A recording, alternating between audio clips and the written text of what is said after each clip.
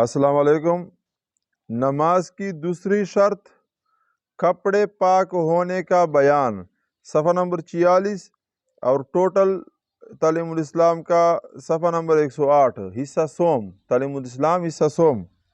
سوال: کپڑوں کے پاک ہونے سے کیا مراد ہے؟ جواب: جو کپڑے نماز پڑھنے والے کے بدن پر ہو، جیسے کرتا یعنی قمیص، پاجامہ، ٹوپی، عمامہ، اچکن وغیرہ، ان سب کا پاک ہونا ضروری ہے، یعنی ان میں سے کسی پر نجاست غلیظہ کا 1 درہم سے زیادہ نہ ہونا اور نجاست خفیفہ کا 1/4 کپڑے تک نہ پہنچنا نماز جائز ہونے کے لیے شرط ہیں۔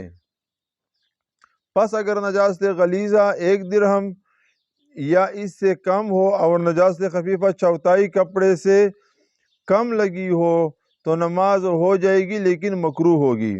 یہ ٹائی وغیرہ، پینٹ شرٹ ہے، یہ چیز سارے پاک ہونے چاہیے۔ جو ہم بدن پہ ہمارے ہے یا جیب میں سامان ہے، موبائل ہے، وہ نہ پاک ہے تو پھر بھی نماز نہیں ہوگی۔ اور 1/4 کپڑے کا بیان اور یہ نجاست غلیظہ خفیفہ، اس کے بارے میں پچھلے ویڈیو میں ہم نے تفصیل سے بات کی ہے، یہی تعلیم الاسلام کی ویڈیو ہیں۔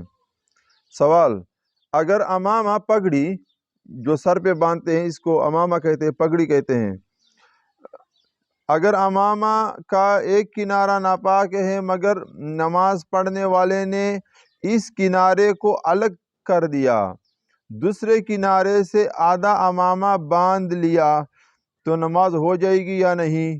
جواب: جو کپڑا نمازی کے بدن سے ایسا تعلق رکھتا ہو کہ اس کے حرکت کرنے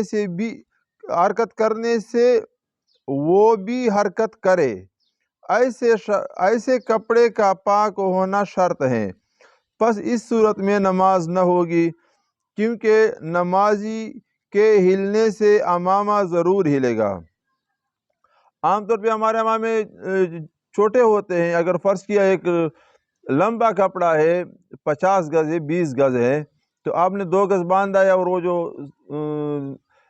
اگلے سرے پہ جو ایک سرا آپ نے باندھا ہے، اس کے اگلے سرے پہ ناپاکی تھی، اور وہ آپ کے اٹھنے بیٹھنے سے، جو نماز میں آپ اٹھ رہے ہو بیٹھ رہے ہو، اسے نہیں ہل رہا ہو، تو پھر تو نماز ہو جائے گی۔ لیکن اگر جو کپڑا آپ استعمال کر رہے ہو، آپ کے ہلنے جلنے سے وہ ہل رہا ہے، تو پھر آپ کی نماز نہیں ہوگی۔ اس کے بعد انشاءاللہ نماز کی تیسری شرط جگہ کا پاک ہونا، اس کا بیان آئے گا، اور اس طرح ویڈیو دیکھنے کے لیے ہمارا چینل سبسکرائب کر لو۔